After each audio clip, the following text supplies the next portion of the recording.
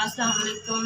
है मेरा बेटा मिसम बोन मैरो का मरीज़ है तो अगे भी तुसी ही हैल्प करते हो इलाज वास्ते। तो असी बहुत माड़े गरीब मजदूर हाँ, जो भी कमाने थोड़ा बहुत इस बच्चे के इलाज से खर्च हो जाता है।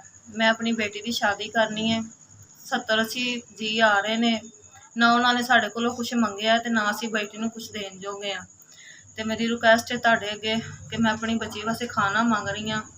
2-3 देगा जिन्नियां भी हो सकदियां ने मेरी बच्ची की शादी च मैनू दे दो तो मैं तुहाडी बड़ी आसानमंद होवांगी। तो खाना तो मैं उन्होंने बच्ची अपनी मैं दे कुछ नहीं सकती, तो ना मैंने जो भी है ना मेरे को कुछ भी नहीं है अपनी बच्ची को देने से। तुहाडी मेहरबानी, मैं अपनी बच्ची को टोरना चाहनी हाँ, दे मैं कुछ नहीं सकती, खाना मैनू मिल जाए।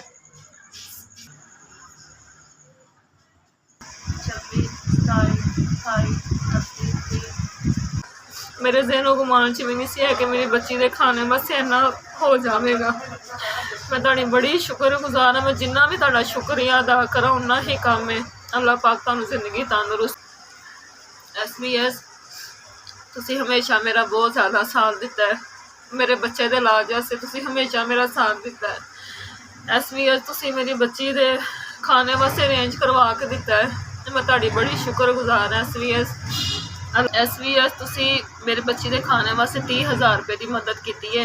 अल्लाह पाक तुहानू खुश रखे, आबाद रखे।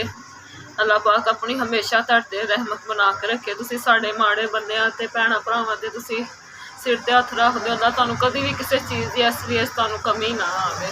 आमीन।